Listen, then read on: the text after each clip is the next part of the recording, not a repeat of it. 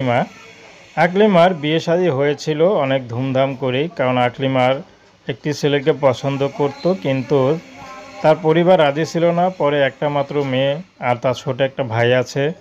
তো যাক, বড় মেয়ে কথা শুনেই তার বাপ মা তাকে বিয়ে শাদী দেয়। কিন্তু অনেকদিন ভালোই সংসার করছিল, কিন্তু এর মধ্যে আকলিমার অনেক বড় দুর্ঘটনা ঘটে যায়। আকলিমার মাটা মারা যাওয়ার পর আকলিমার বাবা আরেকটি বিয়ে করে চলে যায়। তো শেষমেশ আকলিমার আর কোনো খোঁজখবরও রাখে না। তো বিয়ে হয়ে গেছে, আর কি খোঁজ রাখবে, তার মধ্যে আমার বাবাও বিয়ে করেছে। তো যাই হোক, কিন্তু আকলিমা চেয়েছিল হয়তো সব কিছু হারিয়ে স্বামীকে নিয়ে সুখে থাকবে, কিন্তু সে স্বামী তাকে ডিভোর্স দিয়ে দিল। তো এখন আকলিমা কোথায় যাবে? তার মধ্যে তার একটি ছোট একটা বাচ্চা আছে। তো আকলিমার কষ্টের আর সীমা রইল না স্বামী যখন ডিভোর্স দিল। তো আকলিমা এখন তার এক দূর সম্পর্কের খালার বাসায় থাকে, সেখানে টুকটাক খরচ দেয়। তো আকলিমা এখন কি করবে? এত সুন্দর হয়ে কার কাছে যাবে, কি চাকরি করবে চিন্তা করে পারছে না।